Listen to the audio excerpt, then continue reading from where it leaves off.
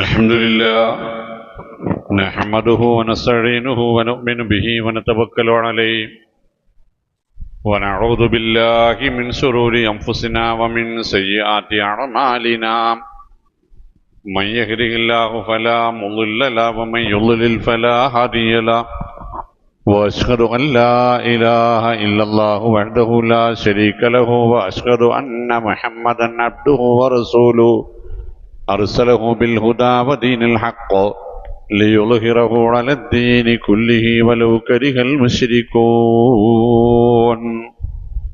اللهم صل على محمد وعلى آل محمد كما صليت على إبراهيم وعلى آل إبراهيم إنك حميد مجيد اللهم بارك على محمد وعلى آل محمد كما باركت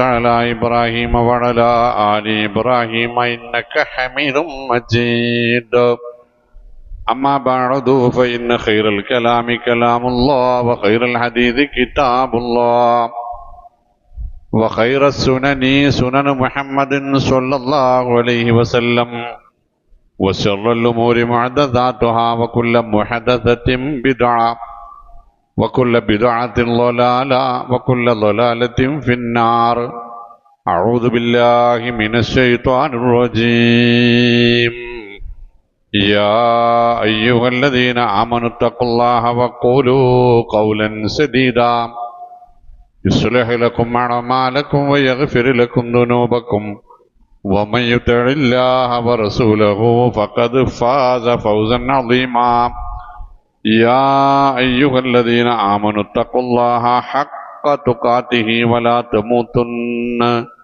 ولا تموتن إلا وأنتم مسلمون يا أيها الناس اتقوا ربكم الذي خلقكم من نفس واحدة وخلق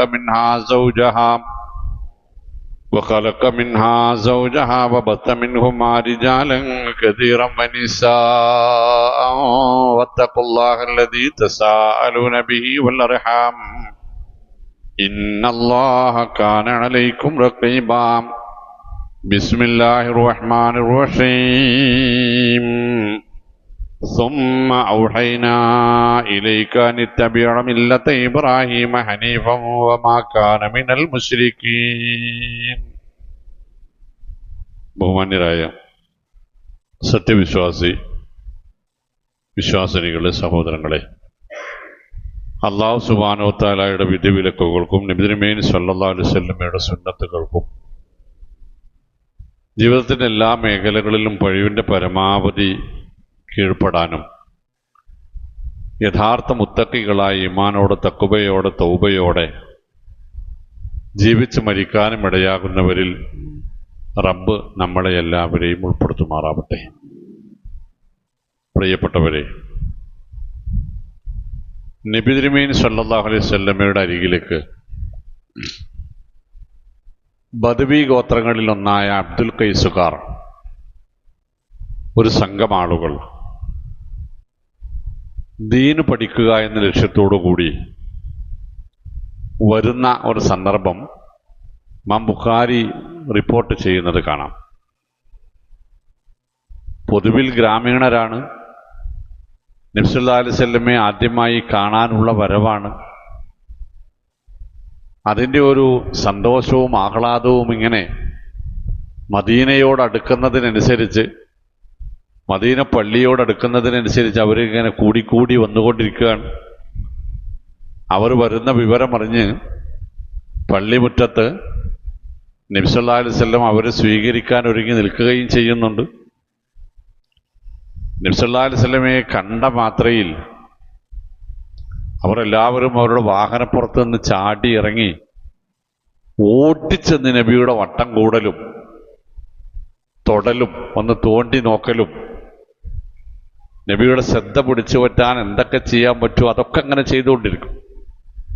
അതിനിടയിൽ ഒരു ചെറുപ്പക്കാരൻ, മുൻദിർ ബിൻ അബ്ദുൽ ഖൈസ് എന്നാണ് അയാളുടെ പേര്, കാലിന് ചെറിയൊരു വൈകല്യവും ഉണ്ടായിരുന്നു. അതിനാൽ അയാൾ ആ ചെറുപ്പക്കാരനെ അസജ്ജ അബ്ദുൽ ഖൈസി എന്നാണ് അറിയപ്പെടുന്നത്.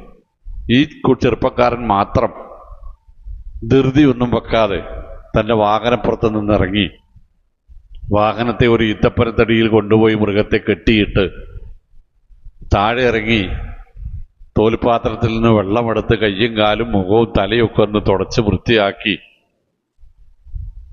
കയ്യിലുണ്ടായിരുന്ന ഭാണ്ഡക്കെട്ടിൽ നിന്നൊരു പുതിയ വസ്ത്രം എടുത്ത് അത് ധരിച്ച് പഴയതൊക്കെ മാറ്റി സാവകാശത്തിൽ വളരെ ആദരവോടെ ബഹുമാനത്തോടെ നബി സല്ലല്ലാഹു അലൈഹി വസല്ലമയുടെ അരികിലേക്ക് വന്നു. അപ്പോഴേക്ക് ഈ മുമ്പേ ഓടിയെത്തിയ ആളുകൾ പള്ളിക്കുള്ളിൽ നബി സല്ലല്ലാഹു അലൈഹി വസല്ലമയെ വട്ടം പൊതിഞ്ഞിങ്ങനെ ഇരുന്ന് കഴിഞ്ഞിരുന്നു. അപ്പോൾ അസജ് അബ്ദുൽ ഖൈസ് അവിടെ കണ്ട ഒരു സീറ്റിൽ വളരെ ഭവ്യതയോടുകൂടി ഒതുങ്ങിയിരുന്നു. നബി സല്ലല്ലാഹു അലൈഹി വസല്ലം ഈ ചെറുപ്പക്കാരനെ വളരെ പ്രത്യേകമായി ശ്രദ്ധിക്കുന്നുണ്ടായിരുന്നു. സംസാരിക്കുന്നതിൻ്റെ കൂട്ടത്തിൽ നബി സല്ലല്ലാഹു അലൈഹി വസല്ലം അവരോട് ചോദിച്ചു, നിങ്ങൾ ഇപ്പൊ ആർക്കു വേണ്ടി വന്നതാണ്? നിങ്ങൾക്ക് വേണ്ടിയാണോ അത് അബ്ദുൽ ഖൈസ് ഗോത്രത്തിന് മൊത്തം വേണ്ടിയാണോ? അപ്പൊ ഈ ആളുകൾ വിചാരിച്ചത് തങ്ങൾക്ക് വേണ്ടിയാണ് വന്നത് എന്ന് പറഞ്ഞാൽ അതൊരു മോശമായിട്ടെങ്ങാനും നബി പരിഗണിച്ചാലോ എന്ന് വിചാരിച്ച് അവർ ഏക ശബ്ദത്തിൽ പറഞ്ഞു, ഞങ്ങൾ നബി എല്ലാവർക്കും കൂടി വേണ്ടിയിട്ട് വന്നതാണ്. അപ്പൊ ഈ ചെറുപ്പക്കാരൻ പറഞ്ഞ, അല്ല, ഞങ്ങൾ വന്നത് ഞങ്ങൾക്ക് വേണ്ടിയിട്ടാണ്. ഞങ്ങൾ പറഞ്ഞത്, ഞങ്ങളെ കുടുംബക്കാർ ഞങ്ങൾ ചെന്നിട്ട് പറഞ്ഞത് അംഗീകരിച്ചാൽ അവർക്കും ഇതിൻ്റെ ഗുണം കിട്ടും. വന്നത് ഞങ്ങൾക്ക് വേണ്ടിയിട്ടാണ്. അപ്പം മറ്റുള്ളവരൊക്കെ നബി സല്ലല്ലാഹു അലൈഹി വസല്ലമയുടെ മുഖഭാവത്തിന് മാറ്റമൊന്നുമില്ല എന്ന് കണ്ടപ്പോൾ അവർക്ക് പറഞ്ഞു, അത് ശരിയാട്ടോ. അപ്പൊ റസൂലുള്ളാഹി സ്വല്ലല്ലാഹു അലൈഹി വസല്ലം ഈ ചെറുപ്പക്കാരനോട് പറഞ്ഞു, ഇന്ന ഫീക ഖസ്ലതൈൻ യുഹിബ്ബുഹുമുല്ലാഹു വറസൂലുഹു. നിനക്ക് രണ്ട് സൽസ്വഭാവങ്ങളുണ്ട്, നല്ല പ്രത്യേകതകളുണ്ട്. ആ രണ്ടും അള്ളാഹുവിനും റസൂലിനും വളരെയധികം ഇഷ്ടമുള്ള സ്വഭാവങ്ങളാണ്. അതെന്താന്ന് ചോദിച്ചപ്പോ പറഞ്ഞു, അൽ ഹിൽമു വൽ അനാത്ത്, വിവേകവും അവധാനതയും സാവകാശം ആലോചിച്ച് മറുപടി പറയുന്ന തീരുമാനങ്ങൾ എടുക്കുന്ന സ്വഭാവവും വിവേകവുമുണ്ട് നിനക്ക്. അത് അള്ളാഹുവിനും അള്ളാഹുവിൻ്റെ റസൂലിനും ഏറെ ഇഷ്ടമുള്ള സ്വഭാവമാണ്. ഞാനിത് പറയാനുള്ള കാരണം, ഇത് മില്ലത്ത് ഇബ്രാഹിം പഠിക്കപ്പെടേണ്ട കാലമാണല്ലോ. ഇബ്രാഹിം അലൈഹി സ്വലാത്തു വസ്സലാമയെ അള്ളാഹു ഇഷ്ടപ്പെട്ടത് എന്തുകൊണ്ടാണെന്ന് അദ്ദേഹത്തിന്റെ 11 ബഹുമതി നാമങ്ങൾ പരിശുദ്ധ ഖുർആനിലുണ്ട് എന്ന് നമ്മൾ കഴിഞ്ഞ ഖുത്ബയിൽ കേട്ട് മനസ്സിലാക്കിയവരാണ്. ആ സ്വഭാവങ്ങളിൽ ഒന്ന്, ഇന്നഹു കാന ഹലീമുൻ അവ്വാഹം മുനീബ എന്നാണ്. അദ്ദേഹം വളരെയധികം തൻ്റെ ഇടമുള്ള വിവേകമുള്ള തിരിച്ചറിവുള്ള ആളായിരുന്നു. ആ ഹിൽമ ആണ് അള്ളാഹുവിന് ഇഷ്ടപ്പെട്ടത്. നമുക്ക് നഷ്ടപ്പെട്ടുകൊണ്ടിരിക്കുന്നതും ഇത് തന്നെയല്ലേ?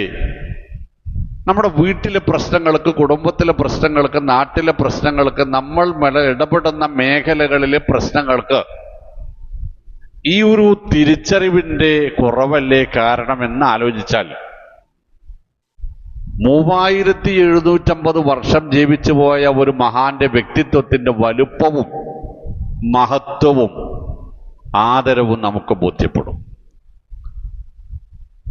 നമ്മളെപ്പോലുള്ള സാങ്കേതിക സംവിധാനങ്ങളോ വാർത്താവിനിമയ സംവിധാനങ്ങളോ അറിവോ ആധുനികമായ കാഴ്ചപ്പാടുകളോ ഒന്നും ചിന്തിക്കാൻ പോലും കഴിയാതിരുന്ന കാലത്ത് ജീവിച്ചിരുന്ന ഒരു മനുഷ്യനെ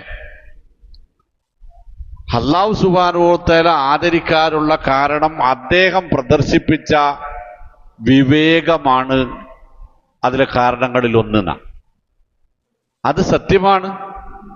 ജീവിതത്തിൽ അങ്ങോളം ഇങ്ങോളം തിരിച്ചടികൾ മാത്രം നേരിട്ടപ്പോഴും, പ്രതീക്ഷകൾക്ക് വിരുദ്ധമായ കാര്യങ്ങൾ കൺമുമ്പിൽ ഇങ്ങനെ വേതാള നൃത്തം ചവിട്ടുന്നത് കാണേണ്ടി വന്നപ്പോഴും, അദ്ദേഹം നടന്നു തീർത്ത വഴികൾ, അദ്ദേഹം സ്വീകരിച്ച നിലപാടുകൾ എക്കാലവും ലോകത്ത് ഇന്ന് നിലനിൽക്കുന്ന പ്രമുഖമായ 3 മതങ്ങളും അദ്ദേഹം ഞങ്ങളുടെ ആളാണ് എന്ന് പറയാൻ തക്ക രൂപത്തിൽ ഉന്നതമായിരുന്നു എന്നർത്ഥം. യഹൂദർക്ക് പറയാനുള്ളത് ഇബ്രാഹിം ഞങ്ങളുടെ ആളാണ് എന്നാണ്. ക്രൈസ്തവർക്ക് പറയാനുള്ളതും എബ്രഹാം ഞങ്ങളുടെ ആളാണ് എന്നാണ്. വിശുദ്ധ ഖുർആൻ സൂറത്ത് നിസ, സൂറത്ത് ആല ഇമ്രാനിൽ അങ്ങനെ ഒരു ചോദ്യം പോലും അവർക്കെതിരെ എടുത്തുപയോഗിക്കുന്നുണ്ട്. യാ അഹ്ലൽ കിതാബി ലിമ തുഹാജൂന ഫീ ഇബ്രാഹിം. വേദക്കാരെ, ഇബ്രാഹിം നിങ്ങളുടെ ആളാണെന്ന് പറയാൻ നിങ്ങൾക്ക് എന്ത് അവകാശമാണുള്ളത്? അപ്പൊ അവരത് പറഞ്ഞിരുന്നു. അബ്ദുൽ മുത്തലിബിന്റെ അബൂ താലിബിന്റെ മരണസമയത്ത് നബി സല്ലല്ലാഹു അലൈഹി വസല്ലമ അബൂ താലിബിനെ തഹാദത്ത് കലിമയിലേക്ക് ക്ഷണിക്കുമ്പോൾ അതിന് തടയിട്ടുകൊണ്ട് അബൂജഹലൊക്കെ പറഞ്ഞത് യാ അബാ താലിബ് അത്തറഗബു അൻ മില്ലത്തി ഇബ്രാഹിം എന്നാണ്. അബൂ താലിബെ, ഇത്രയും കാലം ജീവിച്ച ഇബ്രാഹിമി മില്ലത്തിൽ നിന്ന് ഇപ്പോഴും മരിക്കണ സമയത്ത് പോകാനാണ് ആ പദ്ധതി എന്ന് പറഞ്ഞാൽ, മക്കക്കാരായ ശിർക്കൻവാദികൾക്ക് പോലും അഭിപ്രായമുണ്ടായിരുന്നത് ഇബ്രാഹിമി മില്ലത്തിൽ ഉൾപ്പെടുക എന്നത് ഒരു അന്തസ്സാണ്, അഭിമാനമാണ് എന്നാണ്. അപ്പൊ യഥാർത്ഥത്തിൽ ഇബ്രാഹിമി മില്ലത്തിന്റെ വക്താക്കൾ ആരാണ്? നമ്മൾ ആലോചിച്ച് നോക്കാം. ജാഹിദൂ ഫില്ലാഹി ഹഖ്ഖ ജിഹാദിഹി ഹുവ ഇജ്തബാകും വമാ ജഅല അലൈക്കും ഫിദ്ദീനി മിൻ ഹറജിൻ മില്ലത അബീക്കും ഇബ്രാഹിം ഹുവ സമ്മാകുമുൽ മുസ്ലിമീന മിൻ ഖബ്ലു വഫി ഹാദാ. പരിശുദ്ധ ഖുർആൻ സൂറത്ത് ഹജ്ജിലൂടെ നമ്മളോട് പറയുകയാണ്, ജാഹിദൂ ഫില്ലാഹി ഹഖ്ഖ ജിഹാദിഹി. റബ്ബിന്റെ തൃപ്തി നേടിയെടുക്കാൻ വേണ്ടി വരുന്ന ത്യാഗം നിങ്ങൾ അതിന്റെ യഥാർത്ഥ രൂപത്തിൽ അനുഷ്ഠിക്കുക. അങ്ങനെ ഒരു ത്യാഗപൂർണമായ ജീവിതം നയിക്കുക എന്നത് വമാ ജഅല അലൈക്കും ഫിദ്ദീനി മിൻ ഹറജ്, ഒരു പ്രയാസവും ഇല്ലാതെ നടപ്പാക്കുന്ന കാര്യമാണ്, നടപ്പാക്കാവുന്ന കാര്യമാണ്. കാരണം മില്ലത്ത അബീക്കും ഇബ്രാഹിം, അത് നിങ്ങളുടെ പ്രപിതാമഹൻ ഇബ്രാഹിമി മില്ലത്ത് ഇബ്രാഹിം അലൈഹിസ്സലാം ജീവിച്ച് കാണിച്ചു തന്ന മാർഗമാണ്. ഹുവ സമ്മാകുമുൽ മുസ്ലിമീന മിൻ ഖബൽ വഫി ഹാദാ, അദ്ദേഹമാണ് നിങ്ങൾക്ക് മുസ്ലിം എന്ന് പേര് വരാനുള്ള കാരണക്കാരൻ എന്ന് അല്ലാഹു സുബ്ഹാനഹു വ തആല നമ്മളോട് പറയാം. എന്നിട്ട് നമ്മൾ ആലോചിക്കുക, അങ്ങനെയെങ്കിൽ ഇബ്രാഹിമി മില്ലത്തും നമ്മളുമായിട്ട് ഇബ്രാഹിം അലൈഹിസ്സലാമിനെ അള്ളാഹു മുസ്ലിമായി ഗണിച്ചതുപോലെ നമ്മളെ മുസ്ലിങ്ങളായി ഗണിക്കുവാനുള്ള എന്ത് ഗുണമാണ്, എന്ത് മേന്മയാണ്, എന്ത് നന്മയാണ് ഇത്രയും കാലം ഈ ഹജ്ജ് മാസങ്ങൾ നമ്മുടെ ജീവിതത്തിലൂടെ കടന്നുപോയിട്ട് നമുക്ക് ഉണ്ടാക്കിയെടുക്കാൻ കഴിഞ്ഞത് എന്നത് നമ്മൾ ഇപ്പോഴെങ്കിലും ആലോചിച്ചിട്ടില്ലെങ്കിൽ, ഒരു പക്ഷേ അള്ളാഹു റബ്ബുൽ ഇസ്സത്ത് നൽകിയ ജീവിതത്തിലെ അവസാനത്തെ മില്ലത്ത് ഇബ്രാഹിമിന്റെ കാലമായിരിക്കാം നമുക്ക് ഈ ഹജ്ജ് കാലങ്ങൾ. ഇപ്പോഴെങ്കിലും നമുക്ക് ആ തിരിച്ചറിവുണ്ടാകാൻ സാധിക്കണം, മാറാൻ കഴിയണം. അപ്പോ ഒരൊറ്റ ഗുണമാണ് ഞാൻ പറഞ്ഞു, ഒരേ ഒരു ഗുണം. ആ ഒരു ഗുണം നിലനിൽക്കുക എന്ന് നമ്മുടെ വീട് നന്നാവാൻ, നമ്മൾ നന്നാവാൻ, നമ്മുടെ കുടുംബം നന്നാവാൻ, നമ്മുടെ നാട് നന്നാവാൻ, നമ്മൾ ഇടപെടുന്ന മേഖലകൾ നന്നാവാൻ കാരണമായ ഗുണമാണ് തിരിച്ചറിവ്, വിവേകം. അല്ലേ? പറയേണ്ടതേ പറയാവൂ, ചെയ്യേണ്ടതേ ചെയ്യാവൂ, പറയേണ്ടിടത്താണ് പറയേണ്ടത്, പറയേണ്ടപ്പോഴാണ് പറയേണ്ടത്, പറയേണ്ടവരോടാണ് പറയേണ്ടത് എന്ന തിരിച്ചറിവിനല്ലേ സത്യത്തിൽ വിവേകം എന്ന് പറയുക? ആ വിവേകം പുലർത്തുന്നതിൽ മഹത്തായ മാതൃക കാണിച്ചിരുന്നു ഇബ്രാഹിം അലൈഹിസ്സലാം. മറ്റൊന്ന്, അദ്ദേഹത്തിന് അല്ലാഹു പേരിട്ട പേരുകളിൽ ഒന്ന് വദ്കുർ ഫിൽ കിതാബി ഇബ്രാഹിം ഇന്നഹു കാന സുദ്ദീഖൻ നബിയ്യ എന്നാണ്. നിങ്ങൾ ഇബ്രാഹിമിനെ വേദഗ്രന്ഥത്തിലൂടെ ഒന്ന് പരിശോധിച്ച് മനസ്സിലാക്കി ഓർമ്മയിൽ വെക്കുക. അങ്ങനെ പരിശോധിച്ചാൽ നമുക്ക് മനസ്സിലാകൂ, ഇന്നഹു കാന സുദ്ദീഖൻ നബിയ്യ, അദ്ദേഹം സത്യസന്ധത നിലനിർത്തിയ ഒരു പ്രവാചകനാണ്, സത്യസന്ധതക്ക് മാതൃകയാണ്. സൂറത്ത് തൗബയിൽ അല്ലാഹു സുബ്ഹാനഹു വ തആല നമ്മളോട് പറയുക, അയ്യുഹല്ലദീന ആമനു തഖുല്ലാഹ വകൂനൂ മഅസ് സ്വാദിഖീൻ. മുഅ്മിനീങ്ങളെ, നിങ്ങൾ അല്ലാഹുവെ സൂക്ഷിച്ച് ജീവിക്കണം, സത്യസന്ധരോടൊപ്പം നിങ്ങൾ ഉൾപ്പെടാൻ ശ്രമിക്കുകയും വേണം. സത്യസന്ധനാണ് എന്ന് അള്ളാഹു പഠിപ്പിച്ച ഇബ്രാഹിം അലൈഹി ഇസ്ലാമിന്റെ കൂടെ നിങ്ങൾ നിലകൊള്ളാൻ ശ്രമിക്കണം എന്ന് പറഞ്ഞത് നബി തിരുമേനി സല്ലല്ലാഹു അലൈഹി വസല്ലമയുടെ ഒരു വചനവുമായി ചേർത്ത് വെച്ച് വായിച്ചാൽ വളരെ പെട്ടെന്ന് മനസ്സിലാകും.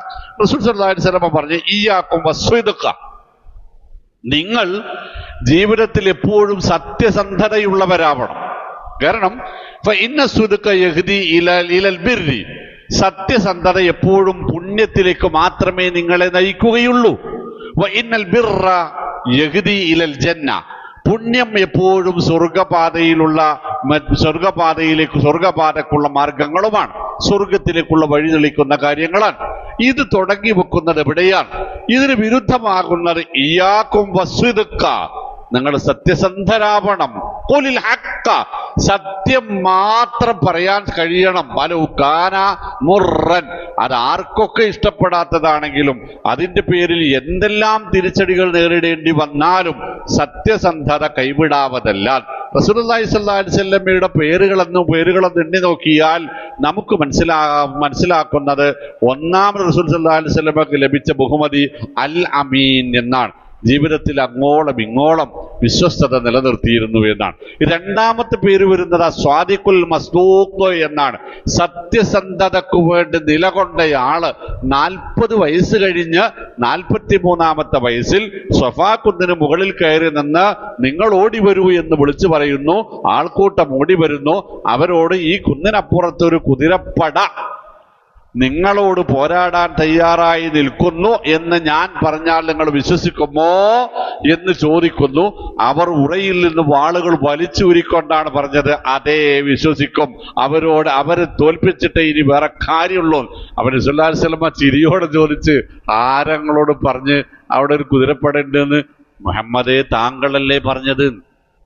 അപ്പൊ നബി സല്ലല്ലാഹു അലൈഹി വസല്ലം ഒന്നുകൂടി ചോദ്യം ആവർത്തിച്ച്, ഞാൻ പറഞ്ഞ നിങ്ങളാണ്ട് വിശ്വസിക്കോ? പിന്നെ വിശ്വസിക്കാതെ. അപ്പൊ മൂന്നാമത്തെ ചോദ്യം, അതെന്താ കാരണം? അപ്പൊ റസൂൽ സല്ലല്ലാഹു അലൈഹി വസല്ലമയോട് അവർ പറഞ്ഞു, യാ മുഹമ്മദ്, മാ ജറബിനാക കദിബാന, മാ ജറബിനാക കദിബ, 40 കൊല്ലം ഞങ്ങൾക്കിടയിൽ ജീവിച്ചിട്ട് താങ്കൾ ഒരിക്കൽ പോലും ഒരു കളവ് പറഞ്ഞതായി ഞങ്ങൾക്ക് ഓർമ്മയില്ല. ഇല്ല സ്വിദ്ഖ, സത്യമല്ലാതെ മറ്റ് യാതൊന്നും താങ്കൾ പറഞ്ഞതായി എനിക്ക് ഓർമ്മല്ല, ഞങ്ങൾക്ക് ഓർമ്മല്ല. ഒരു നാടൊന്നടങ്കാണ് പറയണത്. ഇതിനെ കുറിച്ച് എന്റെ ഭാര്യ ചിലപ്പോ അങ്ങനെ പറഞ്ഞു തരും അല്ലേ? പക്ഷെ നിങ്ങൾ പറയോ? കുടുംബക്കാരെങ്കിലും പറയോ? മക്കൾ പറയോ? വീട്ടിൽ ആരെങ്കിലും ഒരാൾ വന്നിട്ട് ഞാൻ ഇതുവരെ കളവ് പറഞ്ഞില്ല നമ്മൾ പറഞ്ഞാൽ അകത്തിരുന്ന് ഭാര്യയും മക്കളും ചിരിക്കൂലേ? നമുക്ക് തന്നെ നമ്മളെ അത് ബോധ്യപ്പെടുത്താൻ കഴിയാത്തിടത്താണ് മില്ലത്ത് ഇബ്രാഹിമിന്റെ പ്രാധാന്യം നിൽക്കുന്നത്. റസൂൽ കരീം സല്ലല്ലാഹു അലൈഹി വസല്ലമ താൻ എന്തുകൊണ്ട് ഇങ്ങനെയായി എന്ന ചോദ്യത്തിന് നൽകിയ മറുപടി അന ദഅവതു അബീകും ഇബ്രാഹിം എന്നാണ്. ഞാൻ എൻ്റെ പിതാവായ ദഅവതു അബി ഇബ്രാഹിം, എൻ്റെ പിതാവായ ഇബ്രാഹിമിന്റെ പ്രാർത്ഥനയുടെ ഫലമാണ് ഞാൻ എൻ്റെ പിതാവ് ഇബ്രാഹിമിന്റെ പ്രാർത്ഥനയുടെ ഫലമാണ്. മറ്റൊരിക്കൽ പറഞ്ഞത് അന ബുഇസ്തു അലൽ മില്ലത്തിൽ ഹനീഫിയ്യത്തി സംഹ, ഇബ്രാഹിമിന്റെ പരമ്പരയിലാണ് ഞാൻ നിയോഗിതനായിട്ടുള്ളത് എന്നാണ്. അതുകൊണ്ടാണ് ഖുർആൻ പറഞ്ഞത് തുമ്മ ഔഹൈനാ ഇലൈക അനിത്തബഅ മില്ലത്ത ഇബ്രാഹിം. നബിയേ, വല്ലാത്തൊരു വിളിയാണ്. നമ്മളോടല്ല. സുമ്മ ഔഹൈനാ ഇലൈക, സൂറത്ത് നഹലിന്റെ 123-ാമത്തെ ആയത്ത് 16-ാം അധ്യായം. ഞാനിതാ താങ്കൾക്കൊരു നിർദ്ദേശം നൽകാൻ പോകുന്നു. അല്ലാഹു സുബ്ഹാനഹു വ തആല റസൂൽ സല്ലല്ലാഹു അലൈഹി വസല്ലമയോട് പറയണം, താങ്കൾക്ക് ഇതാ ഞാനൊരു നിർദ്ദേശം നൽകുന്നത്. എന്താണ്? അനിത്തബിഅ മില്ലത്ത ഇബ്രാഹിം, താങ്കൾ ഇബ്രാഹിമിനെയാണ് പിന്തുടരേണ്ടതെന്ന്. സുബ്ഹാനല്ലാഹ്. അപ്പൊ നമ്മളുടെ നിലപാടെന്താണ് അല്ലേ? റസൂലുള്ളാഹി സ്വല്ലല്ലാഹു അലൈഹി വസല്ലമക്ക് പോലും പിന്തുടരാനുള്ള മാതൃക ഇബ്രാഹിം നബിയാണെന്നും ആ ഇബ്രാഹിമി മില്ലത്തിനെ ഓർത്ത് ജീവിതത്തിലേക്ക് പകർത്താട്ടുന്ന സമയമാണ് ഹജ്ജ് മാസങ്ങളെന്നും അറിയാത്തവരല്ല നമ്മൾ. പക്ഷെ ഈ സത്യസന്ധതയെ കുറിച്ച് നമ്മുടെ കാഴ്ചപ്പാട്, നമ്മളൊരു വിലയിരുത്തൽ നമ്മളെ കുറിച്ച് നടത്തിയാൽ എന്താ കിട്ടാൻ ഞാൻ പറഞ്ഞുതരാം. ഇബ്രാഹിം അലൈഹിസ്സലാം 195ഓളം വർഷം ജീവിച്ചിട്ട് അദ്ദേഹം പരലോകത്ത് വിചാരണക്ക് വരുന്ന ഒരു സംഗതി റസൂൽ സല്ലല്ലാഹു അലൈഹി വസല്ലം പറയുന്നത് ഇമാം ബുഖാരിയും മുസ്ലിമും ഒക്കെ ശഫാഅത്തുൽ അധ്യായത്തിൽ വിശദീകരിച്ചിട്ടുണ്ട്. അപ്പോ സൂര്യൻ ഇങ്ങനെ ഒരു ചാൺ മുകളിൽ നിന്ന് വിയർപ്പിൽ മുങ്ങി നിൽക്കുന്ന വിശ്വാസി സമൂഹം ഇതിൽ നിന്നൊരു രക്ഷയ്ക്ക് ഇനി ആരോട് പറഞ്ഞാലാണ് നടക്കുക എന്ന് ആലോചിച്ച് അവരിങ്ങനെ ആദ്യം പറയാം ആദം നബിയുടെ അടുത്ത് പോകാം, അദ്ദേഹം അതിന് കൂട്ടാക്കുകയില്ല. നൂഹ് നബിയുടെ അടുത്ത് പോകാം, അദ്ദേഹവും കൂട്ടാക്കുകയില്ല. മൂന്നാമത് അവർ ഇബ്രാഹിം നബിയുടെ അരികിലേക്കാ പോകുന്നുണ്ട്. എന്നിട്ട് ഇബ്രാഹിം നബിയോട് അദ്ദേഹം അവരിങ്ങനെ പറയും, താങ്കൾ അങ്ങനത്തെ ആളാണ്, ഇങ്ങനത്തെ ആളാണ്, അള്ളാന്റെ ഖലീലാണ്, അങ്ങനെയാണ് ഇങ്ങനെയാണ്, അതുകൊണ്ട് നിങ്ങൾ ഞങ്ങൾക്ക് വേണ്ടിയിട്ടൊരു ശുപാർശ പറയണം. ഇവിടുന്ന് ഒന്ന് കഴിച്ചിലാക്കി എടുക്കാൻ വേണ്ടിയിട്ടാണ്, സ്വർഗത്തിലോ നരകത്തിലോ പോകാൻ വേണ്ടിയിട്ടല്ല.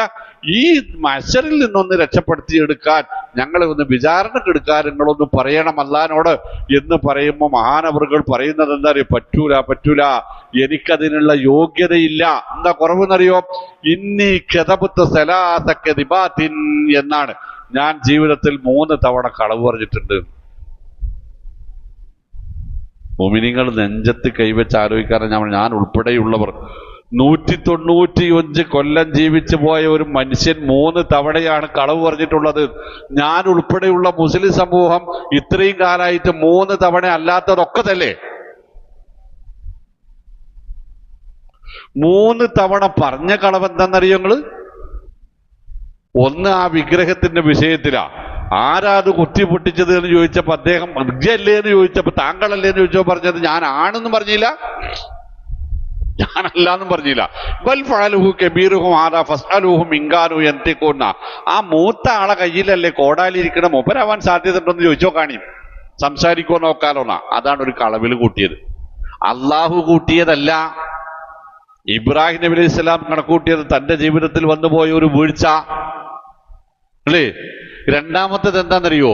അദ്ദേഹം നക്ഷത്രങ്ങളിലേക്ക് ഇങ്ങനെ നോക്കിയിട്ട് പറഞ്ഞ് ഉത്സവത്തിന് പോകാൻ വിളിച്ചവിടെ ഇന്നി സഖ്യം ഞാനില്ല, എന്തൊരു ചെറിയ അസുഖം ഉണ്ടെന്ന് തോന്നുന്നു, ഞാനില്ല. അതൊരു കളവായിട്ടാ കൂട്ടിയത്. മൂന്നാമത്തത് സാറയല്ല സാറയാണ്. നമ്മൾ സാറ ബീവി എന്ന് പറയുന്നത് സാറയാണ്. അവരെ വഴിവക്കിൽ ഒരു രാജാവ് പിടിച്ചു വെക്കുന്നു. രാജാവിനോട് ഇത് ആരാണെന്ന് രാജാവ് ഇത് ആരാണെന്ന് ചോദിച്ചപ്പോൾ ഇബ്രാഹിം നബി പറഞ്ഞു അതിന്റെ സഹോദരിയാണ് എന്നാണ്. അപ്പൊ നമുക്ക് ഉറപ്പായത് ഭാര്യ സഹോദരി എന്ന് പറഞ്ഞാൽ ആ കളവന്നെ അല്ലേ, അത് ശരിയാണ്. പക്ഷെ അദ്ദേഹം അതിന് നിർത്തിയ സാറയോട് വന്ന് അദ്ദേഹം പറഞ്ഞത്, സാറ ഞാൻ അദ്ദേഹത്തെ രാജാവിനോട് ഇങ്ങനെ പറഞ്ഞിട്ടുണ്ട്, നീ എന്റെ സഹോദരിയാണെന്ന്. അത് നമ്മളൊരു ഉമ്മ പെറ്റ മക്കളാന്ന് വിചാരിച്ചിട്ട് പറഞ്ഞതല്ല. ഞാനും നീയുമല്ലാതെ ഈ ദുനിയാവിൽ ഇപ്പോൾ മുസ്ലിമീങ്ങളായി ആരുമില്ല, മുഅ്മിനീങ്ങളായി നമ്മൾ രണ്ടാളുമല്ലാതെ ആരുമില്ല. മുഅ്മിനീങ്ങൾ എന്ന രൂപത്തിൽ ഞാനും നീയും സഹോദരങ്ങളാണ് എന്നാണ് ഞാൻ പറഞ്ഞതിന്റെ അർത്ഥം. പല തെക്കിദിബീനി, ഇനി അത് അങ്ങനെയല്ല നിജം പറയണ്ട. ഇബ്നു കസീർ റഹ്മഹുല്ലാഹ് പറയും ഈ സംഗതി ഇങ്ങനെ വിശദീകരിച്ചിട്ട്, ഇസ്നതാനി ഫില്ലാഹി, അദ്ദേഹത്തിന്റെ ജീവിതത്തിൽ ഉണ്ടായി എന്ന് അദ്ദേഹം ഏറ്റുപറയുന്ന ആ 3 കളവുകൾ 2 എണ്ണം ദഅവ പ്രവർത്തനത്തിന് അദ്ദേഹം ഉപയോഗിച്ച യുക്തിയാണ്, അത് കളവല്ല. മൂന്നാമത്തതാവട്ടെ തന്റെ വിശ്വാസ മേഖലയിലെ സഹോദരി എന്ന അർത്ഥത്തിലുമാണ്. പക്ഷെ അദ്ദേഹത്തിന് തോന്നിയത് ഇത് 3 വലിയ പാപങ്ങളായിട്ടാണ്. അത് റസൂലുള്ളാഹി സ്വല്ലല്ലാഹു അലൈഹി വസല്ലം പിൽക്കാലത്ത് പറഞ്ഞിട്ടുണ്ട്. ഒരു മുഅ്മിനായ മനുഷ്യൻ തന്നിൽ നിന്നൊരു ഈച്ചയോളം പോകുന്ന ഒരു വീഴ്ച സംഭവിച്ചാൽ അതൊരു പർവ്വത സമാനമായ മഹാപാപമായിട്ട് ഭയപ്പെട്ടുകൊണ്ടേയിരിക്കും എല്ലാ കാലത്തും. എന്നാൽ ഈമാനില്ലാത്ത ഒരാളിൽ നിന്നാണ് വീഴ്ച സംഭവിക്കുന്നത്, അത് പർവ്വത സമാനമായ വലിയ പാപമാണെങ്കിലും അയാൾക്ക് അത് തന്റെ മൂക്കിൻ മുമ്പിൽ വന്നിരുന്ന ഒരു ഈച്ചയുടെ അത്രയും നിസ്സാരമായിട്ടേ തോന്നുള്ളൂ. ഇതിൽ ഞാനും നിങ്ങളും ഏതിലാ പെടാന്ന് നമ്മൾ ആലോചിച്ചാൽ മനസ്സിലാകും. അതാ ഇബ്രാഹിം മില്ലത്തിന് നമ്മൾ എങ്ങനെയാണ് പിൻപറ്റേണ്ടത്. അപ്പൊ ഞാൻ പിന്നെയും ഇത് അവസാനിപ്പിക്കുന്നതിന് മുമ്പ് നമ്മൾ മനസ്സിലാക്കേണ്ടുന്ന ഒരു സംഗതി, പ്രിയപ്പെട്ടവര്, ഒരു ഹജ്ജ് ചെയ്തത് അല്ലെങ്കിൽ ഒരു 10-50 ഉംറ ചെയ്തത് കൊണ്ടോ, വർഷാവർഷത്തിൽ ഒരു മൃഗത്തെ ബലി നൽകുന്നത് കൊണ്ടോ ഒന്നും നമുക്ക് എന്താകാൻ സാധിക്കില്ല. നമുക്ക് ഇബ്രാഹിമി മില്ലത്തിന്റെ വക്താക്കളാകാൻ സാധിക്കില്ല. അതൊക്കെ നിർബന്ധമാണ്. കഴിവുള്ളവർക്ക്, അതിന്റെ സാഹചര്യമുള്ളവർക്ക് ഇതൊക്കെ നിർബന്ധമാണെങ്കിലും ഇബ്രാഹിമി മില്ലത്ത് നിലനിൽക്കുന്നത് ജീവിതത്തിലെ വിശ്വാസ മേഖലയിലും സ്വഭാവ മേഖലയിലും കൂടിയാണ് എന്ന് നമ്മൾ മനസ്സിലാക്കേണ്ടതുണ്ട്. അതുകൊണ്ടാണ് വിശുദ്ധ ഖുർആൻ പറഞ്ഞത്, വമൻ അഹ്സനു ദീനൻ മിമ്മൻ അസ്ലമ വജ്ഹഹു ഇലല്ലാഹി വത്തബഅ മില്ലത ഇബ്രാഹീം. വമൻ അഹ്സനു ദീനൻ, ഏറ്റവും നല്ല മതം ആചരിക്കുന്നത് ആരാണ്? മിമ്മൻ അസ്ലമ വജ്ഹഹു ലില്ലാഹി, അള്ളാഹുവിന്റെ നയനിലപാടുകൾക്കനുസരിച്ച് സ്വന്തം ജീവിതത്തെ വിധേയപ്പെടുത്താൻ സാധിക്കുന്നവൻ. വത്തബഅ മില്ലത ഇബ്രാഹീം, ഇബ്രാഹിമി മില്ലത്തിന് അനുസൃതമായി കൊണ്ട് അവിടെയും പറഞ്ഞത് ഇബ്രാഹിമി മില്ലത്തിന് അനുസൃതമായി കൊണ്ട് സ്വന്തം ജീവിതത്തെ അള്ളാന്റെ കാഴ്ചപ്പാടുകൾക്ക് താല്പര്യങ്ങൾക്ക് അനുസരിച്ച് വിധേയപ്പെടുത്താൻ ഒതുക്കി നിർത്താൻ കഴിയുന്നവനാണ് ഏറ്റവും നല്ല ദീൻ ആചരിക്കാൻ കഴിയുന്നവൻ. അല്ലാഹു സുബ്ഹാനഹു വ തആല പറഞ്ഞത് മില്ലത്ത് ഇബ്രാഹിമിനോട് നമ്മൾ ചേർത്ത് വായിക്കേണ്ടതുണ്ട്. അദ്ദേഹം കാണിച്ച ആ ഒരു വിവേകം, അദ്ദേഹം കാണിച്ച ആ ഒരു സത്യസന്ധത, അദ്ദേഹത്തിന്റെ ജീവിതത്തിൽ ഉണ്ടായിരുന്ന നന്മകളെ ഏറ്റവും ഉത്തമമായ രൂപത്തിൽ പഠിക്കാനും കഴിവിന്റെ പരമാവധി ഒരു ജീവിതത്തിൽ പാലിക്കാനുമുള്ള തീരുമാനമുണ്ടാവണം, നിശ്ചയദാർഢ്യമുണ്ടാവണം, നിരന്തരമായ പ്രാർത്ഥനയുണ്ടാവണം. അതിന് വിരുദ്ധമായി വന്നു എന്ന് നമുക്ക് തോന്നുന്ന കാര്യങ്ങൾക്ക് പ്രായശ്ചിത്തമുണ്ടാവണം, തൗബയുണ്ടാവണം. ഇനി അങ്ങനെ ഒരു മടക്കമുണ്ടാവില്ല എന്ന് ഉറച്ച് തീരുമാനിക്കാൻ കഴിയണം. എന്നിട്ട് നമ്മൾ ശരിയായ പാതയിൽ ജീവിച്ചു തുടങ്ങാൻ ഇന്നു മുതൽ തന്നെ തുടങ്ങണം. കാരണം ഒരു പക്ഷേ ഇപ്പൊ ഇവിടെ കയറുന്നതിന് മുമ്പ് എൻ്റെ പ്രിയപ്പെട്ട സഹോദരൻ പറഞ്ഞത് ഈ മാസത്തിൽ എൻ്റെ കുടുംബത്തിൽ നിന്ന് 4 ആളുകൾ മരിച്ചുപോയി. ഇവിടെ കയറുന്നതിൻ്റെ മുമ്പ് ഈ മാസത്തിലേക്ക് മയ്യത്ത് നിസ്കരിക്കൽ തന്നെയാണ് പണി. 4 ആളുകൾ മരണപ്പെട്ടു പോയി. അള്ളാഹു അവർക്കൊക്കെ പരലോകം വിശാലമാക്കി കൊടുക്കുമാറാവട്ടെ. പ്രിയപ്പെട്ടവരെ, ഒരു പക്ഷേ അടുത്ത വെള്ളിയാഴ്ച നിങ്ങൾക്ക് പറയാം കഴിഞ്ഞ വെള്ളിയാഴ്ച ഇവിടെ മിസ്കാത്തിയായിരുന്നു പോയി എന്ന് പറയേണ്ടി വരും. കിട്ടുന്നതിലെ അവസാനത്തെ ചാൻസാണ് ഇത് എന്ന് നമുക്ക് ഉൾക്കൊള്ളാൻ വേണ്ടിയിട്ടാണ് ഞാനിങ്ങനെ പറഞ്ഞത്. യാഥാർത്ഥ്യത്തെ കണ്ണടച്ച് ഇരുട്ടാക്കിയിട്ട് കാര്യമില്ല. യാഥാർത്ഥ്യങ്ങൾ എപ്പോഴും യാഥാർത്ഥ്യങ്ങളാണ്. നമ്മൾ വിളിക്കാതെ, നമ്മൾ ക്ഷണിക്കാതെ, നമ്മൾ പ്രതീക്ഷിക്കാതെ, നമ്മൾ എത്ര തടഞ്ഞാലും നമ്മളുമായി തിരിച്ചു പോകുന്ന ആ ഒരു പ്രതിഭാസമാണ് മരണം, അല്ലേ? അതിന് ആയത്തു ഹദീസൊന്നും വേണ്ട. അതിന് നമ്മൾ തയ്യാറാവുന്നുണ്ടോ എന്നത് ഓർമ്മിക്കാൻ കൂടി വേണ്ടിയാണ് ഓരോ കാലഘട്ടങ്ങളിൽ ഓരോ വ്യത്യസ്തങ്ങളായ ഇബാദത്തുകൾ അല്ലാഹു സംവിധാനിച്ചത് എന്നത് ഈ വിഷയത്തിൽ മഹത്തായ ഗ്രന്ഥങ്ങൾ എഴുതിയ ലോകപ്രശസ്തരായ പണ്ഡിതന്മാർ രേഖപ്പെടുത്തിയിട്ടുണ്ട്. വെള്ളിയാഴ്ചകളിൽ ഖുത്ബ വെച്ചത് ഒരാഴ്ചയിൽ വന്നു പോകുന്ന വീഴ്ചകൾക്കൊരു തിരിച്ചറിവുണ്ടാക്കി അടുത്ത ആഴ്ചയിലേക്ക് പുതിയ തീരുമാനങ്ങൾ എടുക്കാൻ വേണ്ടിയിട്ടാണ്. അതേപോലെ ഓരോ സമയത്ത് ഓരോ ഇബാദത്തുകൾ വെച്ചത് നമുക്ക് മാറ്റങ്ങൾ ഉണ്ടാവാൻ വേണ്ടിയിട്ടാണ്. കിട്ടുന്ന ഒരു ചാൻസും നഷ്ടപ്പെടുത്താതെ പരമാവധി ഉപയോഗപ്പെടുത്താൻ ആർക്കാണോ കഴിയുക അവരാണ് അല്ലാഹുവിൽ വിജയികളാവുക എന്ന് നമുക്ക് പരിശുദ്ധ ഖുർആൻ തിരുസുന്നത്തും അതിന്റെ വ്യാഖ്യാനങ്ങളും ഒക്കെ വായിച്ചാൽ മനസ്സിലാകും. അതുകൊണ്ട് ഏറ്റവും ഉത്തമമായ രൂപത്തിൽ മില്ലത്ത് ഇബ്രാഹിമിന്റെ വക്താക്കളും പ്രയോക്താക്കളും പിന്തുണച്ചക്കാരുമായി മാറുവാൻ അല്ലാഹു റബ്ബുൽ ഇസ്സത്ത് നമുക്ക് തൗഫീഖ് നൽകുമാറാവട്ടെ. യാ റബ്ബൽ ആലമീൻ റബ്ബി റഹ്മു.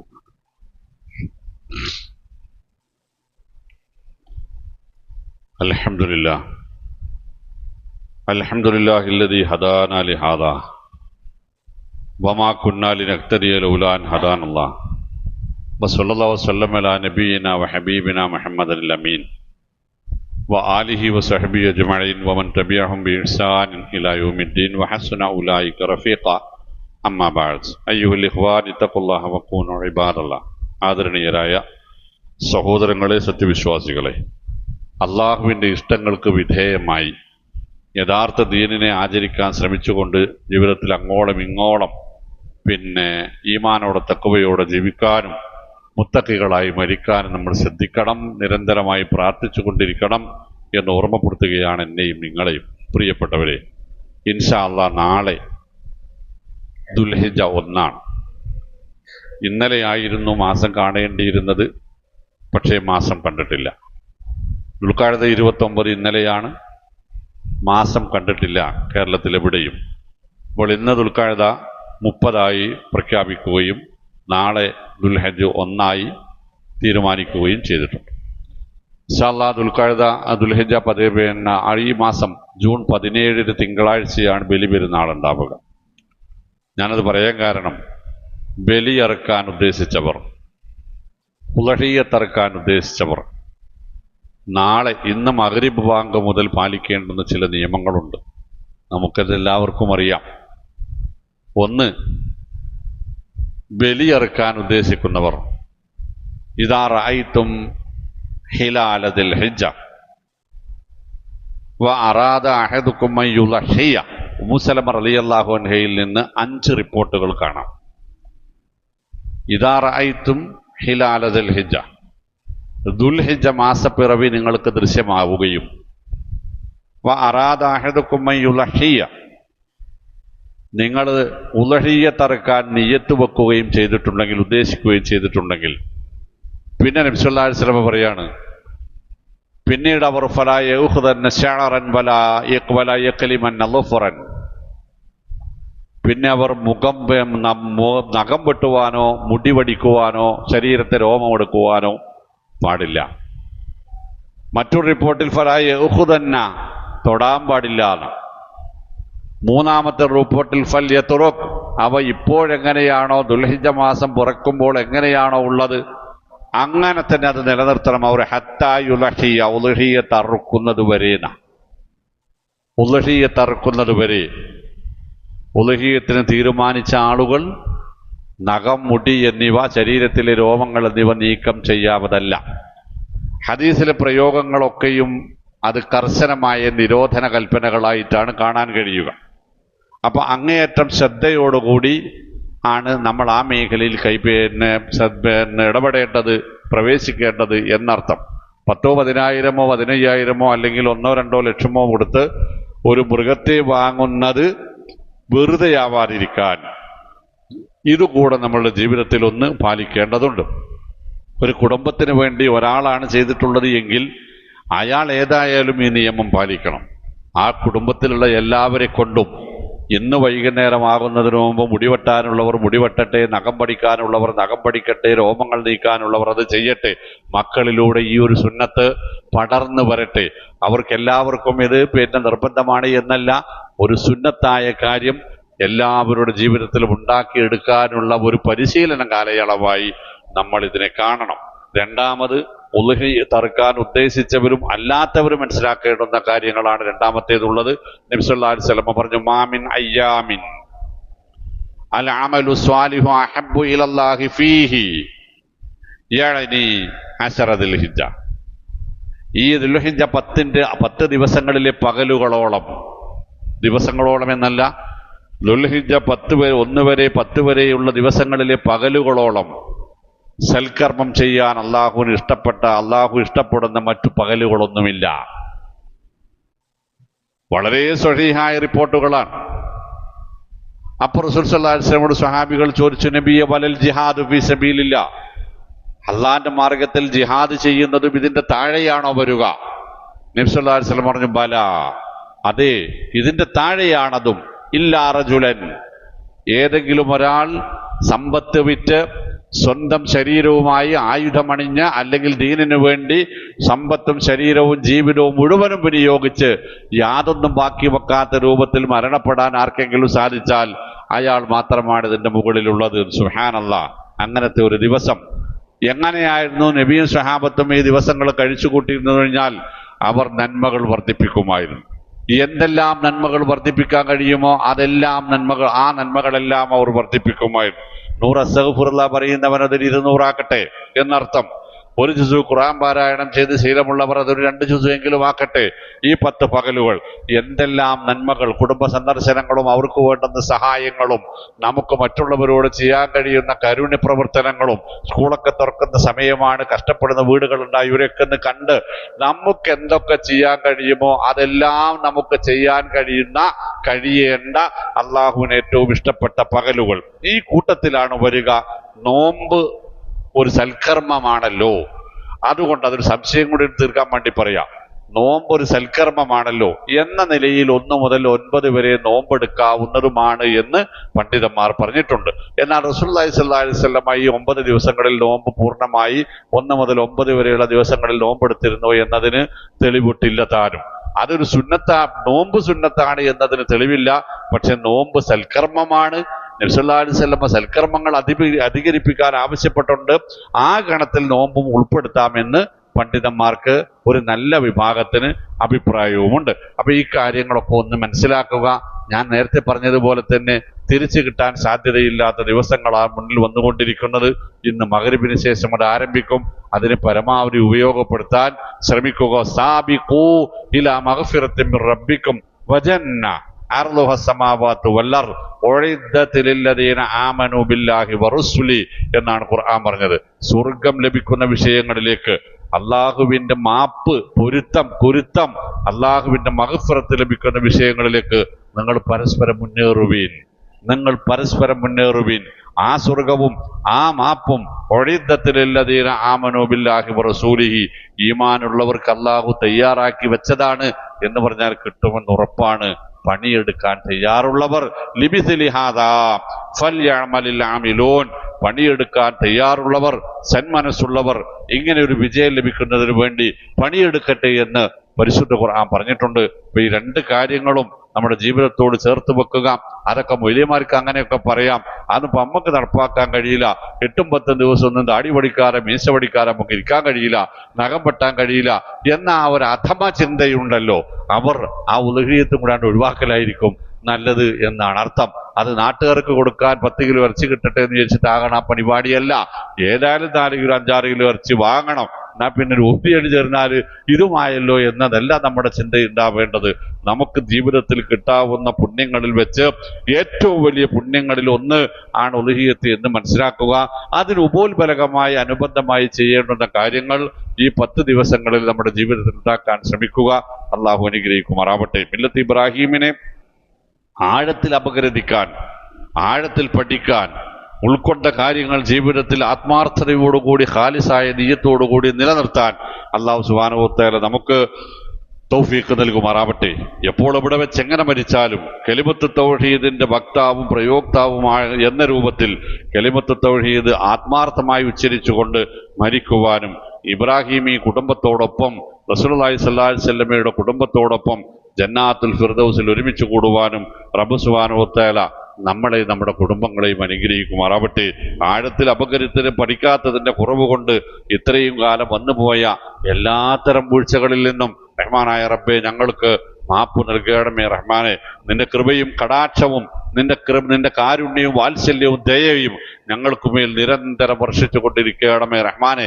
എപ്പോഴെവിടെ വെച്ച് എങ്ങനെ മരിക്കുകയാണെങ്കിലും നിന്റെ ഇഷ്ടക്കാരായി മരിക്കാനുള്ള തൗഫീഖ് നൽകണമേ റഹ്മാനെ.